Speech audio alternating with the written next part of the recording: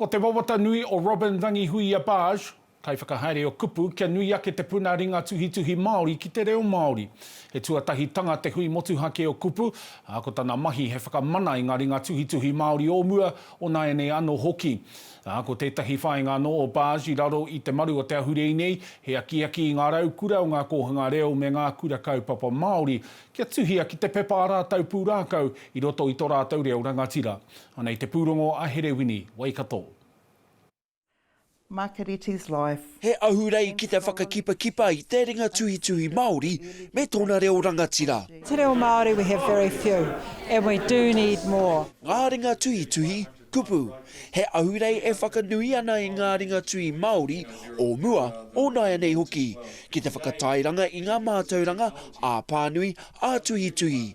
E tautoko me te whakatena hoki i ngā ringa tuhituhi Māori hou. A lot of books written in English by Pākehā writers are being translated into Māori. My concern about that is koeranga whakaaro Pākehā. And what we really want is Māori thinking and Māori perspectives. We've now got a lot of kura kaupapa. We've got a lot of students who've come out of those kura kaupapa who can kōrero Māori. What we want now is to actually take all those ones who can kōrero Māori and say now they've got to pick up a pen or get on their computer and start writing.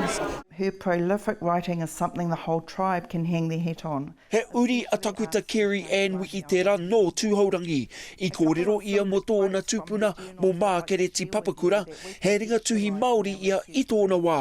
A ko ia te Māori tuatahi ki te haere ki te whare wānanga o Oxford ki Ingarangi. She was the first Māori wahine ethnographic writer. That time when she was writing in the 1920s, ethnographers were writing about us. And she was one of the first insiders in that kind of whole space to talk about Māori from a Māori perspective. I whakatakato ōna whakaaro mō te wāhi nei, mō te whakareorewa.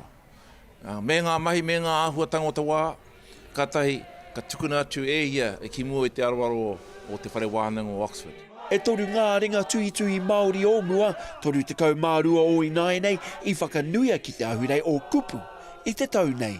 Kia huri te iwi Māori, kia tuhi hitoria, tuhi pūrākau, ki te pērātia ka hua a tōna wā.